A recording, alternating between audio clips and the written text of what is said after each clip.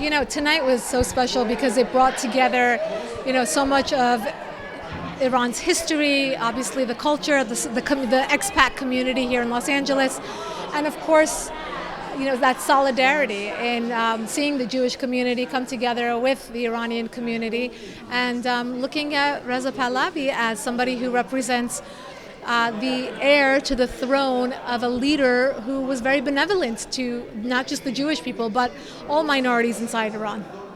And freedom in Iran, really. Of course, freedom in Iran.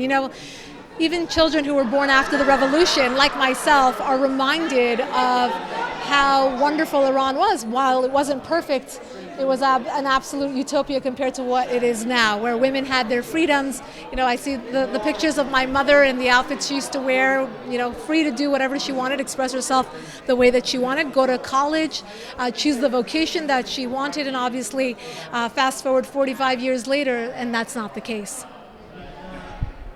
So it seems that the expats around the world have influenced, not necessarily that they have greater influence than Trita Parsi in Washington, but and of course the regime has influence around the world.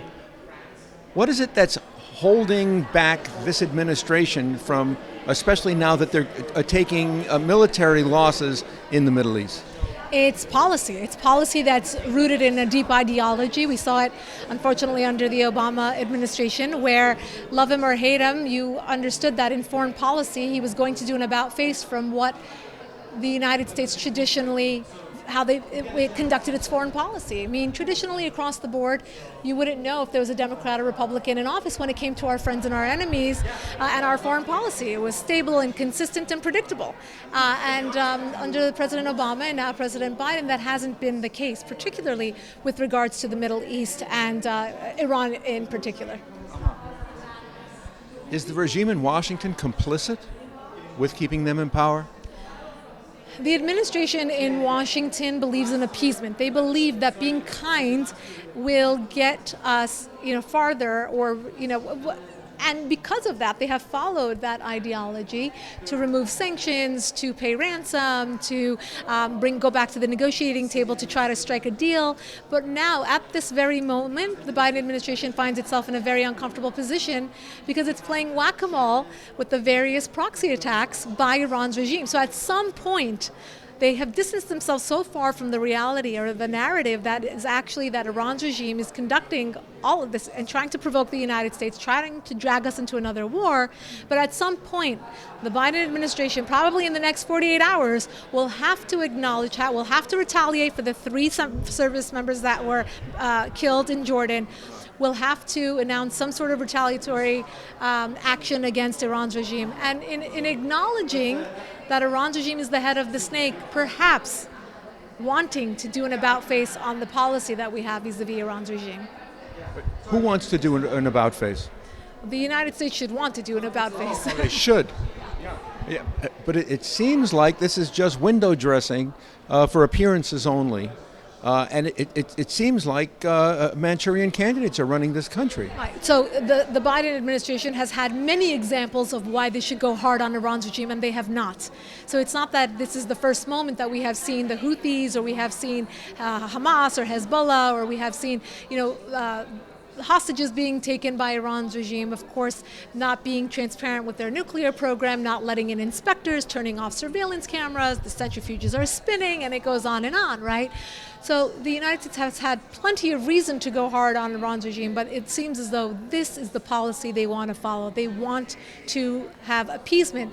And if we weren't facing the current war that we are in the Middle East, and I'm not talking about the war between Israel and Hamas, I'm talking about the war of Iran's proxies against U.S. assets. If we weren't at that moment right now, I think the Biden administration would be trying to get back to the negotiating table to actually strike a nuclear deal with Iran before they leave office. Well, they've done almost everything to ignore Iran's.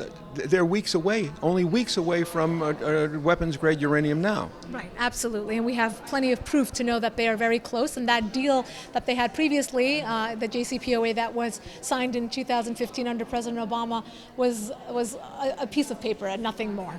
It meant nothing. It did not curb their desire or their activity towards working for that weapon. Should this concern Democrats, Democratic voters? It should concern everyone. This is a bipartisan issue.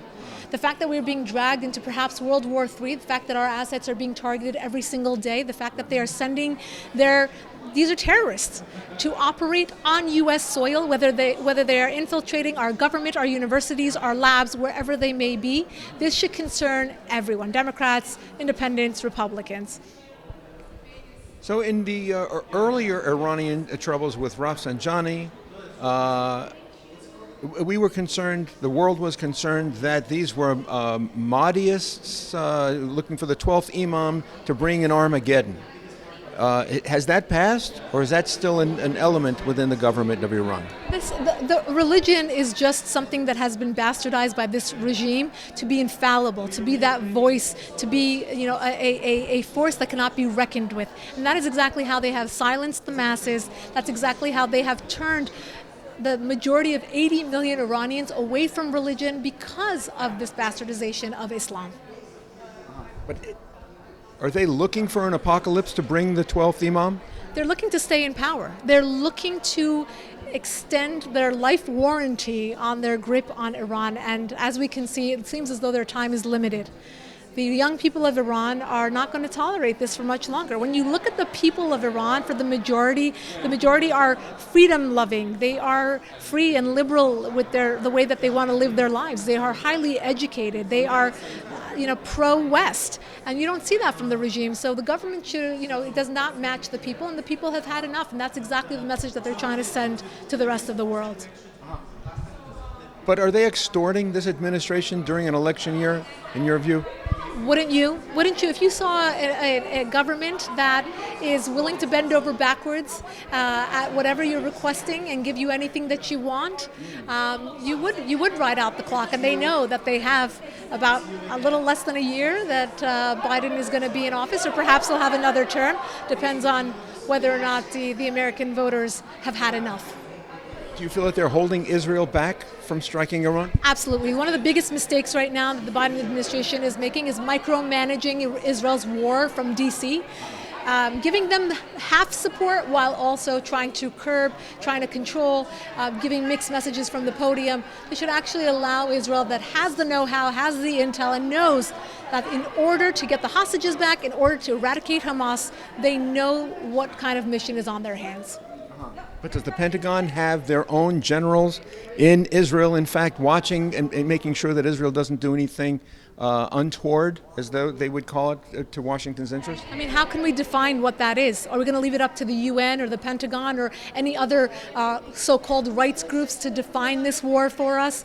We should leave it up to those who are the victims, who day in and day out have to fight terrorism. They're the ones who understand terrorism. Remember, in the aftermath of 9/11, who came in to fortify American airports? It was Israel. Israel's know-how, because it is a 24/7 job for them to fight terrorism from every angle, from every border, and we should leave it up to the experts.